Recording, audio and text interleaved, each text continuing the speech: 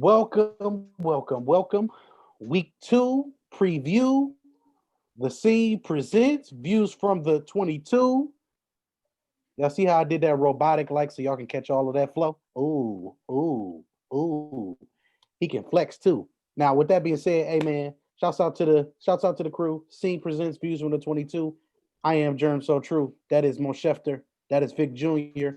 Live and living color, in the flesh, in the presence of all you great people. Let's do this the right way. We've had a great week one. Our film came out a little late. We got some blogs and different things we're gonna be working on coming out the next couple of days. Just so y'all know, just know that the best 22 of the week is still coming for week one. And we're gonna start, we're gonna as long as I get this film thing together, we're gonna be able to get that to y'all before Thursday. But moving forward, man, Vic, man, I'm gonna let you highlight the people for a second. What we looking forward to for this game, week two, coming forward. Bengals Browns tonight. We got Baker Mayfield versus Joe Burrow, two former first round picks. One is this year, one is a few years removed. A Browns team that lost and got destroyed by the Baltimore Ravens, just completely decimated. And the Cincinnati Bengals, who had a couple tough calls go against them late in the game. Vic, what you got? Let's just start at the top. Joe Burrow. Let's start with Joe Burrow. Yeah, I mean, just looking to see if he progresses from week one. There was some rookie mistakes, and then there was some good plays. You know what? It at least he didn't show that fear. He didn't show any mishaps with his footwork and things like that. So again, just a kid that's very poised, very in control with the situation that presents itself to him. So again, just looking forward to him progressing from that. Thursday games, you guys know I'm not a big fan of these Thursday games, especially for rookies and stuff like that when they just have to quickly. I mean, we're talking about their second game. Whoever's rookies playing in this game is their second game of their career, and they already have to go on the grind for within 3 days. So just looking forward to see if Burrow can progress from week one. Chef. I mean, as far as Joe is concerned, thought he looked like a rookie. To be honest with you, I thought he did some good stuff. I thought there were some things he could have done better. I thought as the game went on, he got more comfortable and he started doing more things. He started doing better things. Just for example, the checkdowns. Early in the game, he wasn't really taking those checkdowns. As the game progressed, he started seeing those checkdowns and started understanding that a positive play is better than a negative play. And sometimes football just is that simple. Just the more positive plays you can accumulate, the more likely it is that you're going to win. And as a quarterback, it's your job to make sure your team does more positive plays than negative plays. Right.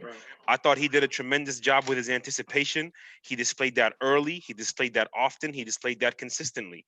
I thought there were some things he did really accurate, like those hitch routes, those dig routes, those RPOs early in the game to AJ Green. Those were thrown with good timing, good rhythm, good tremendous accuracy. Um, but there were some things that I didn't like. For example, that you could see that it's just one read and throw for him at the moment, which is fine. Um, there were some things on the out routes where it wasn't necessarily inaccurate. It's just the timing of it wasn't necessarily there, and it's not even that his anticipation wasn't good. It's just timing, and that's expected in week one by anybody, especially in a week one with no preseason and you got a rookie quarterback. So I think that's nothing to be too worried about because the anticipation is there and the location is there and the accuracy is there. And so I think that's only just going to get better within time. I thought the O line could have done a better job in pass protection, especially picking up those stunts. Sometimes it just seemed like they had no idea who was coming from where. Um, John Ross, he dropped a touchdown, but also Joe missed AJ Green on a touchdown.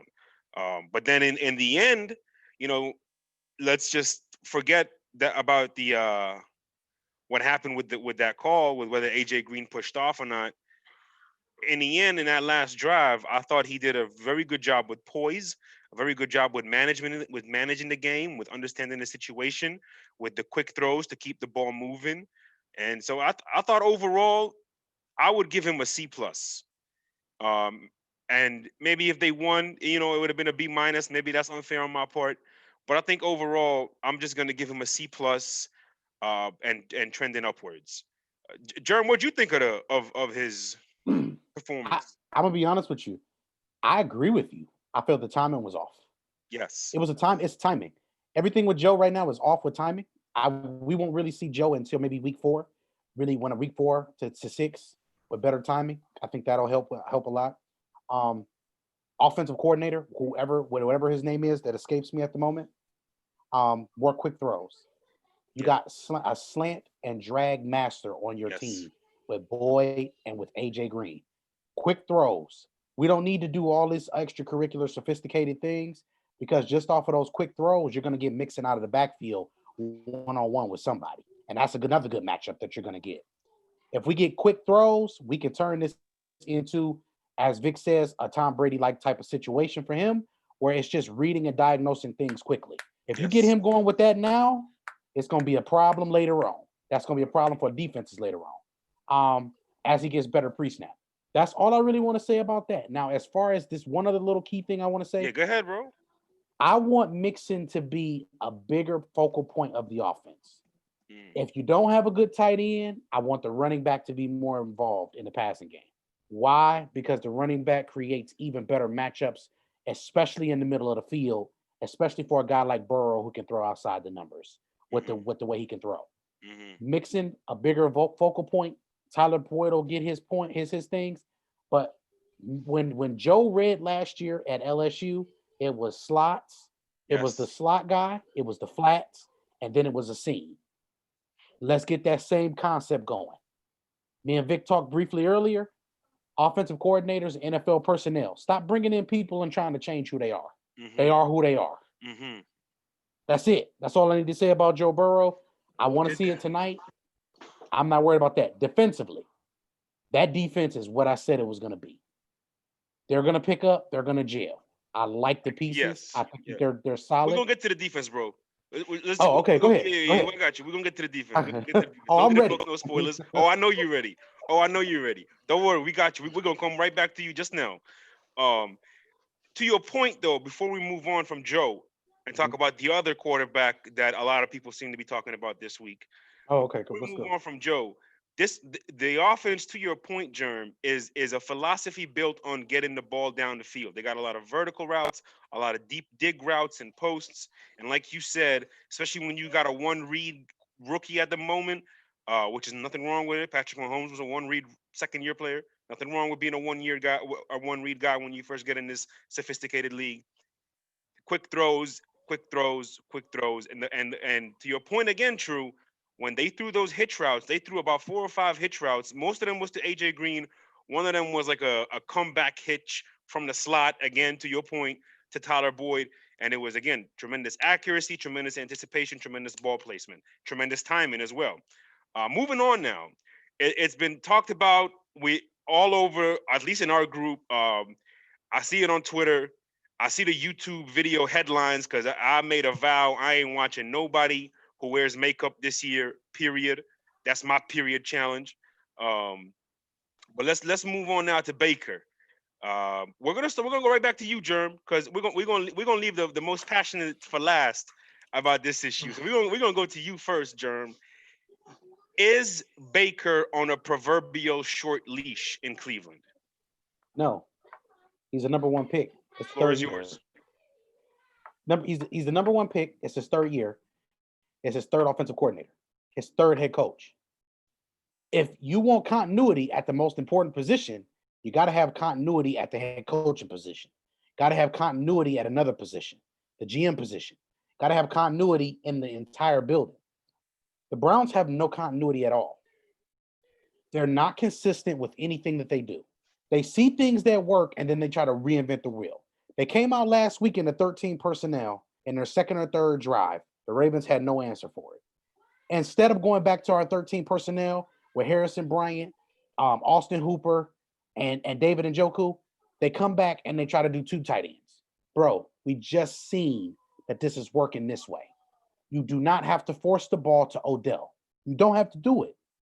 If Odell, and this is something else. Randy Moss was a great player, but Randy Moss ran certain routes in each offense he was in. That's how you maximized his ability. Odell can be on the same regimen and the same steady diet that Moss is on, which is 3 to 4 routes consistently, and you design the offense around those 3 to 4 routes that he runs the best. Jarvis is your guy that you have run every route because he's obviously the best route runner on your team. And then from that stage, you work your tight ends and you work your 2 workhouse running backs and your other receivers when you need to work them. It's really that simple.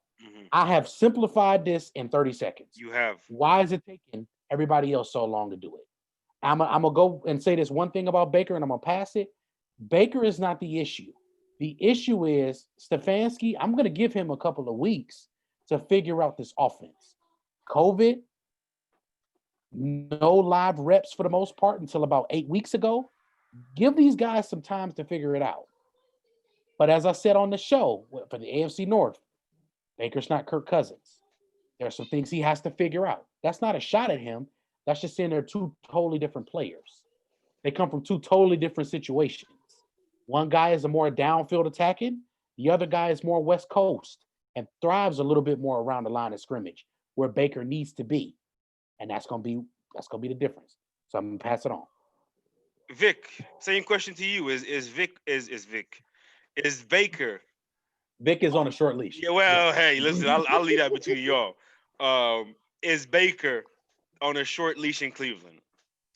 Real quick, Tyrell Love said that Germ should be the offensive coordinator for the Browns. I mean, at this He's gonna point, score 40 a game, Chief. at this point, you know. Me. I'm hiring Mo to be the offensive line coach, and Vic is gonna be for the receivers, and we cutting Odell the first day we get there, or we trade. Yeah, that's about Listen, right. That's about accurate. We they- are dumping him. Go ahead, Vic. The more I watch Baker, the more I see that he kind of misses that air raid offense that they ran out there in Oklahoma. There is some timing issues that he does have. It seems to be some issues with his footwork that he's just inconsistently not, from play to play, just not getting it right. There's passes where he's on target, and there's passes that he's just way off. And Odell, there's some issues there with just his body language, his effort in running routes. When Baker is able to get him the ball, he had 2 drops last week. His body language after those drops, it's just something that I don't know. I think Odell is one of those receivers that needs to be one of the elite quarterbacks, one of those guys that when you walk in the building, their presence is just as big as his. Okay, because right now Odell is that presence that's taking over the Cleveland offense and the whole team probably. You know what I mean? So right now you have a young quarterback who is trying to force feed him the ball.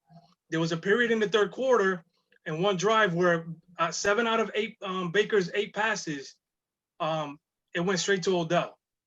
Okay, that's 7 out of an 8 pass window. 7 of those passes went to Odell. Okay, so he's forcing the ball to him. He's trying to get him fed. And I just feel like when Baker didn't have that, when he had Landry and those guys that dominate short to intermediate routes, he was spreading the ball out better to the point where he would have one-on-one matchups with the Rashard Perrimans of the world or the Rashad Higgins of the world and was able to complete those passes.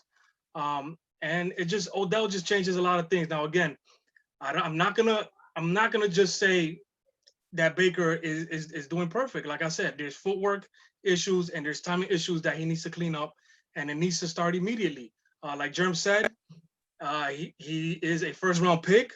He is a first overall pick. That means he's got 5 years, 5-year contract. That's what you get as a first-round rookie. He's got this year and 2 more years to go with it. So I believe in him. I think that he can clean up a lot of his mistakes. They just need to get that offense a little bit more gelled when it comes to his weapons and things like that. So what I'm gonna say about it is everything you guys said, I agree with, and that is why he is not on a short leash. I'm not gonna repeat anything. There's nothing I need to add because that's exactly it. But I'm gonna put y'all on the spot. If the Browns are picking in the top 10 next year, do they take a quarterback? No, it's not a quarterback there. What if I told you that I think Trevor Lawrence has issues that Baker's going to have? He's just taller. What if I told you that all of these quarterbacks have similar issues?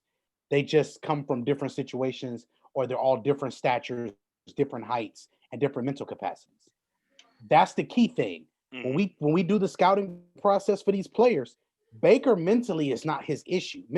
Mentally, he's fine. He's not going to ever be gun shy because he knows he can spin that bad boy. I almost said the other B word because, man, look, Baker has some tremendous velocity on some of his throws. Like when he spins it, him and Kyler got these crazy arms from these little people that it's just like, bro. And I'm not saying little people like a bad thing. It's just you wouldn't expect a 6 foot 5'11", 5'9" quarterback to be able to spin the ball with that type of velocity, accuracy, and spin. Perfect tight spirals. Like, I don't see these other quarterbacks that throw it like that. That's unique. Hold on. The best quarterback in the world? Okay. Vic, answer the question. You're on a short leash. You're on a short leash. Damn it, this is why you're on a short leash, damn it. He's 5'11". Anyways. Listen, like Jerm said, man, like it's again, he's got 2 more seasons to prove himself after this one. Okay, and that's when you start to think about other draft picks. With these upcoming drafts, they just continue to build, continue to find pieces, especially defensively, which they have a lot of talent. Continue to add pieces to that defense. I think the Browns have a really talented roster, and they just need to continue to build on it and let Baker be that quarterback. I believe he can be a top 10 quarterback in this league in the next 5 years. So, I mean, I think the one thing I'm gonna add is me and you kind of went, and I'm talking to Vic, me and you kind of went back and forth on Baker when he was coming out of the draft a little bit. One day I liked him, other day I felt like he was gonna be a bust. And then right before the draft, I don't know if I texted you or if I put it in the draft thread, but I said, listen, Baker, I'll believe in him anywhere but Cleveland. And my goodness, 10 minutes later, with the number 1 overall pick, the Cleveland Browns took Baker Mayfield. And so I'm not going to knock him too much. I think there's a lot that's wrong in Cleveland. I think there's a lot that needs to be fixed in Cleveland. We'll see how that offense grows as the season goes on. But I don't think it's going to get to a point where it gels and meshes simply because of Odell. And that's a little unfair to Odell, but that's the harsh reality, which leads me to my next question, fellas. Germ, should the Browns trade Odell Beckham Jr.? Yep. Goodbye. I ain't got nothing else to say. He's not the receiver for the offense. And what they probably need, they probably don't need a guy who beats people deep with speed. They probably just need guys who get open underneath, ball control, because they run the ball so well. You don't need that burner necessarily. If you're gonna get a guy that's gonna do that, we can find guys to do that. Right. There's specialty guys in the league, right? Right. I mean, look at what the Titans do. They bring in a whole nother package when they want to do play action. You know what's coming, but you're still getting down the field with it. So it just is what it is. So Odell is serviceable. See, and the Jerm alluded to that 13 personnel package that the Browns was at one point dominating in the Ravens game. But the problem with that is you bring in your 3 tight ends, right? That's the number 3 in the 13 with your 1 running back. That takes a receiver off the field. Okay, God forbid you take Odell off the field. What is he gonna start acting like? You know what I mean? So again, it's a cultural thing. It's a personality issue. If I actually forgot to look at that part, Germ, and when they went to the 13 personnel package, who was the only receiver on the field? Was it Odell? It was Odell. It was Odell. So that means you're taking Landry off the field, right? Your most consistent receiver, who Baker has shown has more continuity with. So that's one of those things where they have to heavily consider it. They have to heavily consider moving on from this project that should have never been a project in the first place. Vic, been a project. And Vic, I'm not even trying to cut you off when I say this. Excuse me. Just because we seen that 13 personnel package, soon as you seen 3 tight ends, Vic, what did you say? You said, okay, they're gonna run the football now. They're gonna use play action. They're gonna use the things that strengths. You see Kareem Hunt and Nick Chubb getting 10, 5, 29, 15. They're gashing this defense and this 13 personnel. So why not keep running it? Until they tell you, until they stop it, right? Until Until they they stop stop it it. consistently. Until they stop Then it. you move on to your next package. Yeah. We talk about this when it's the defense job to stop the offense.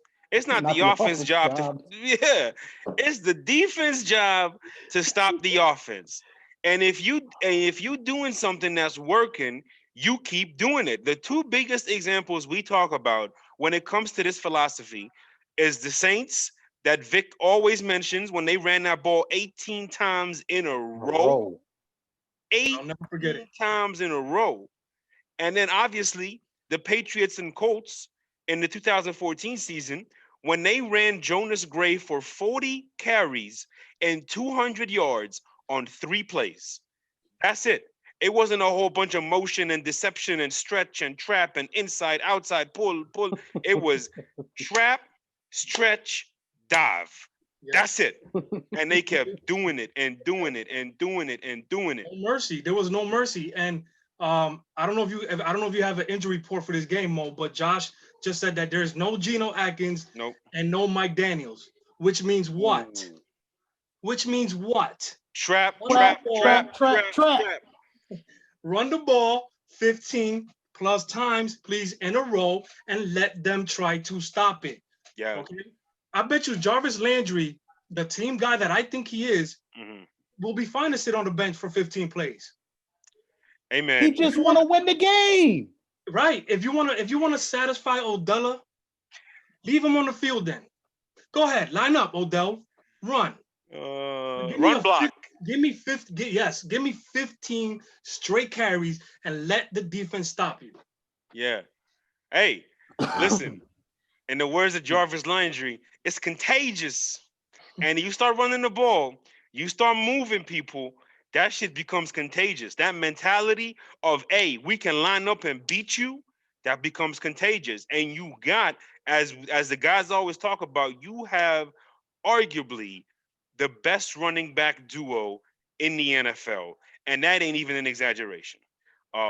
If nobody believes us, check out the 2017 Saints football team versus the Buffalo Bills and see that they ran that ball 18 straight times. And it was unbelievable to watch.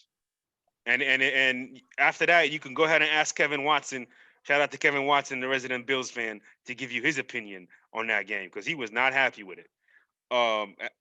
Shout out to the comments real quick. Victor Mino, big shot in the building. Troll potential very high in this one. Hey, big shot. Anytime we click record, it's always potential for trolling.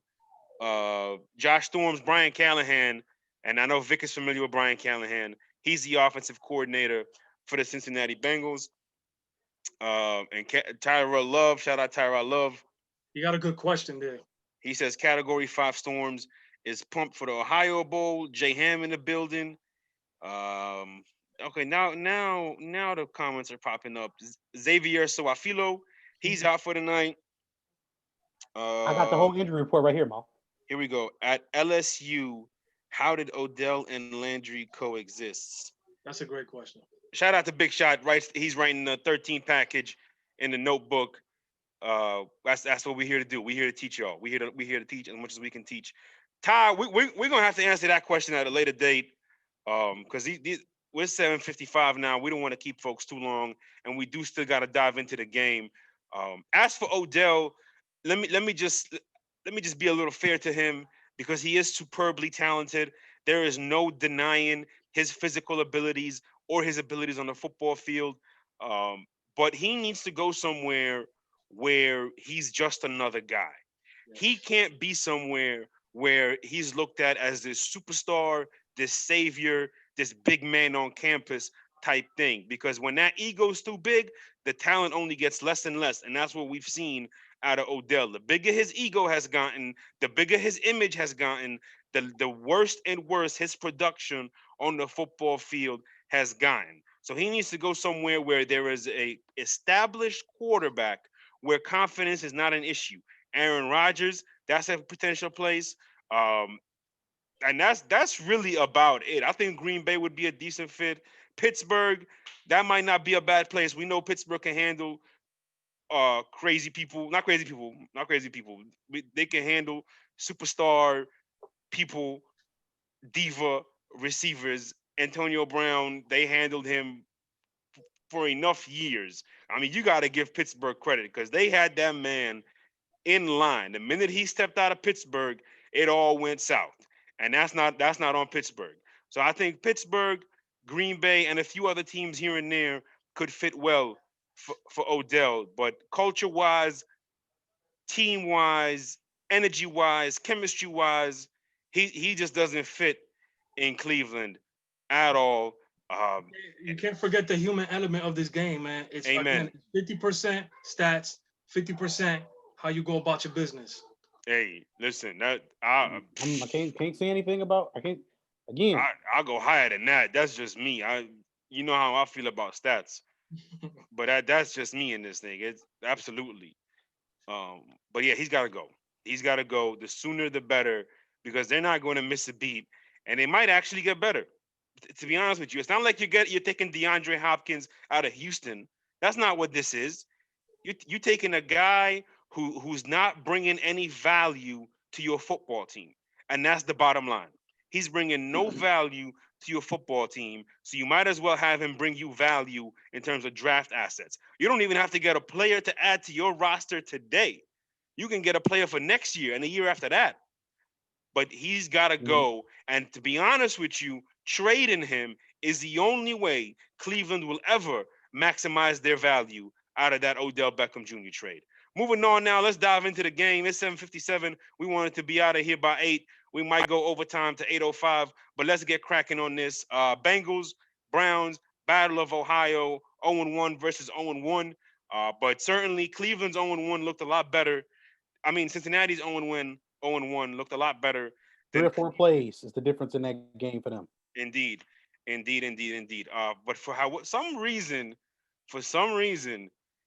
I guess because they're at home, the Browns are 6-point favorites in this game. Rookie The over quarterback. under is 44.5.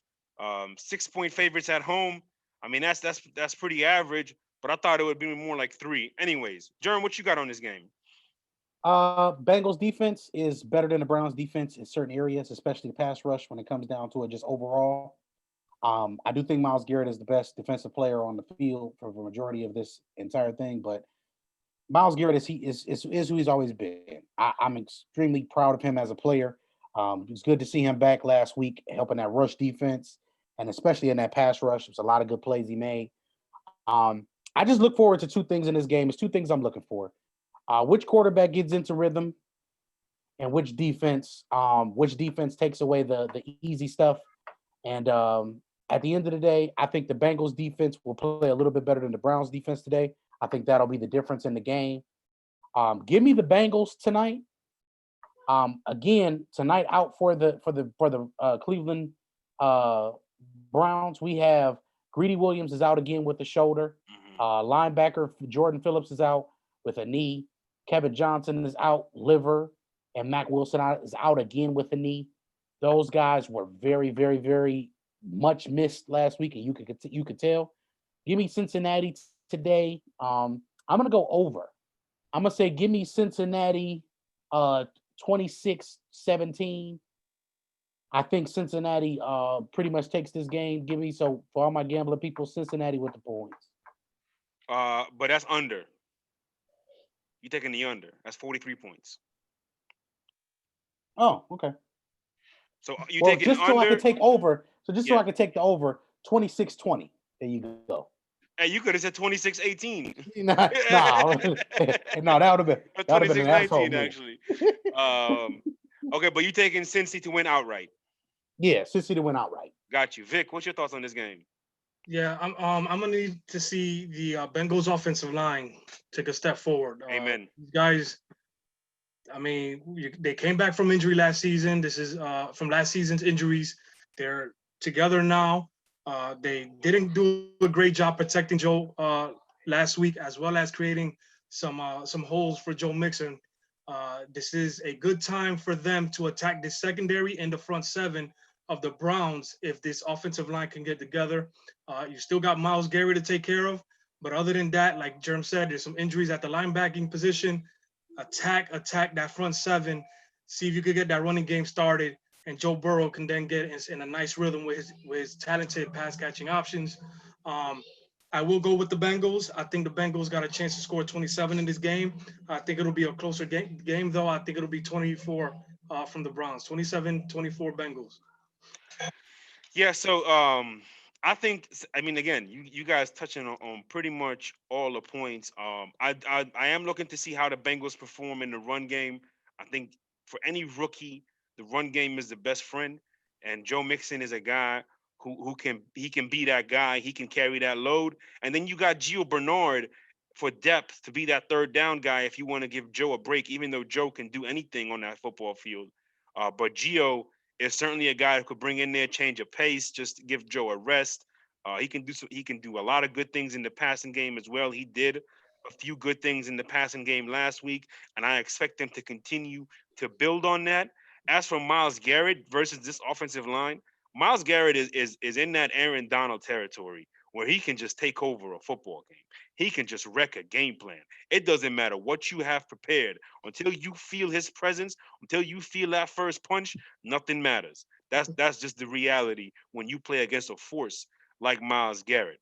As far as just the Browns, again, run it, run it, run it. Let me shout out to Chris Brown. Let me see if you can run it, run it, run it. That's all we need to see out of Cleveland. There you go, Germ.